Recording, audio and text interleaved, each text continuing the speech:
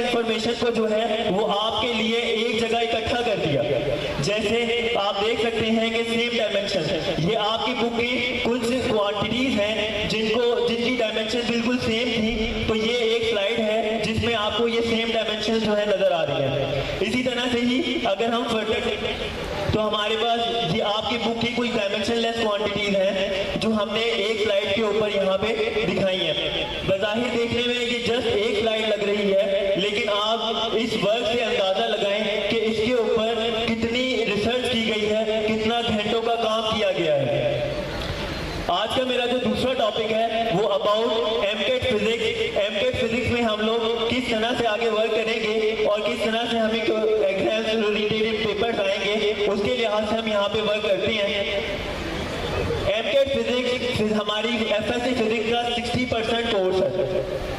इसमें 40% की रिलैक्सेशन दी गई है और एमकेट फिजिक्स को हमने यूएचएस ने 13 टॉपिक के अंदर जो है वो डिवाइड किया हुआ है। अब इन 13 टॉपिक में से आपको 44 एमसीक्यूज आएंगे। हर एमसीक्यू जो है वो 5 मार्क्स कंटेन करेगा। इस तरह से आप 1100 में से 220 मार्क्स जो हैं वो फिजिक्स को यूज के जरिए गेन कर सकते हैं। फिर आपको डॉक्टर साहब ने भी बताया था कि हमारे पास कुछ हाई यील्ड एरियाज होते हैं। अगर हम यहाँ पे उन हाई यील्ड एरियाज को डिस्कस करें तो आप देख सकते हैं कि टॉपिक 4, टॉपिक 5, टॉपिक 12 और टॉपिक 13 जो है उसमें से हमारे पास ऑलमोस्ट 22 क्वेश्चन जो है वो आपके यूएचएस एग्जाम्स के अंदर आएंगे, जो कि 50% है हमारे टोटल 44 का। तो ये वो एरियाज हैं जिन पे आप कम मेहनत करके भी ज्यादा मार्क्स जो है वो गेन कर सकते हैं। इसके बाद अगर हम बात करते हैं अबाउट ई-गेट फिजिक्स की, तो ई-गेट फिजिक्स के अंदर हमारे पास जो स्टडी के लिए हमें टोटल दोनों बुक्स पढ़नी है दोबारा से एफएससी की। देन आपको फिजिक्स के रिलेटेड 30 एमसीक्यूज आएंगे। हर एमसीक्यू जो है वो 4 मार्क्स कंटेन करेगा और इस तरह से आप जो है वो 120 मार्क्स आउट ऑफ 400 जो है वो ई-गेट एग्जाम में जो है वो कंटेन कर सकते हैं। ये बात रिमेंबर रखिएगा कि हमारे पास जितनी केमिस्ट्री और मैथमेटिक्स जो है इंपॉर्टेंट है, एज सच हमारे पास फिजिक्स भी 30% ही ई-गेट का जो है वो सिलेबस कंटेन कर रही है। नाउ माय सैंपल लेक्चर, जिसके जरिए मैं आपको अपनी टीचिंग मेथोडोलॉजी जो है उसके बारे में बताऊंगा। तो यहाँ पे मैं एक टॉपिक को डिस्कस करना चाह रहा हूँ। एमकेट फिजिक्स का टॉपिक यूएचएस टॉपिक है करंट इलेक्ट्रिसिटी। ये करंट इलेक्ट्रिसिटी का जो है वो कोर्स है जो यूएचएस की तरफ से डिस्क्राइब है। और आप देखें कि करंट इलेक्ट्रिसिटी में से हमारे पास यहाँ पे 3 एमसीक्यूज जो है वो आएंगे। तो हर टॉपिक को पढ़ाने से पहले आपको उस टॉपिक की क्वेश्चन डोमेन बताई जाएगी। क्वेश्चन डोमेन क्या होती है? क्वेश्चन डोमेन ये है कि एक टॉपिक में से आपको किन डोमेन में से टॉपिक फर्दर क्वेश्चन बन सकते हैं। फॉर एग्जांपल अगर हमारे पास यूएचएस फिजिक्स के टॉपिक 10 करंट इलेक्ट्रिसिटी में से 4 डोमेन हैं,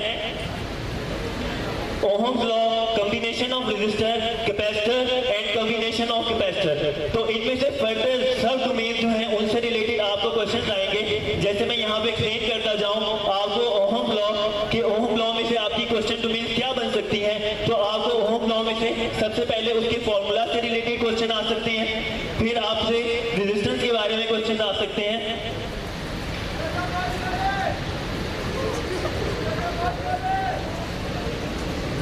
देन कैपेसिटेंस कंडक्टेंस के बारे में क्वेश्चन पूछा जा सकता है।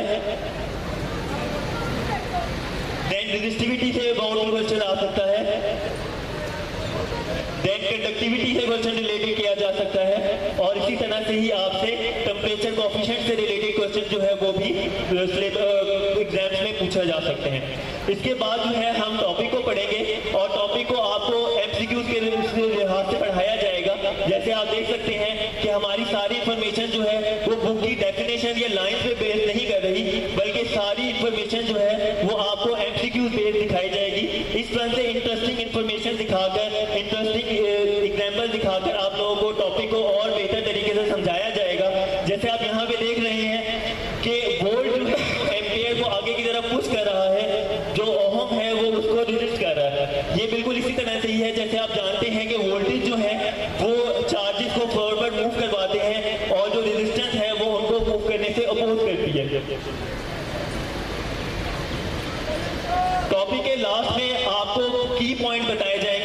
उस टॉपिक से रिलेटेड, और देन आप लोगों को ये बताया जाएगा कि आपके टॉपिक की समरीज क्या है। जैसे अगर आप लोगों ने वोल्टेज फाइंड करने हो तो आप रेजिस्टेंस और करंट को किस तरह से को रिलेट कर सकते हैं।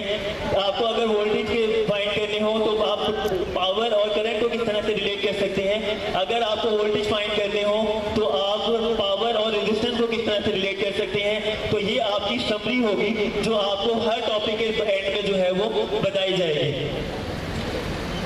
देन आपसे फिर दोबारा क्वेश्चन किए जाएंगे टॉपिक से रिलेटेड, जो आपको पढ़ाया गया है उससे रिलेटेड।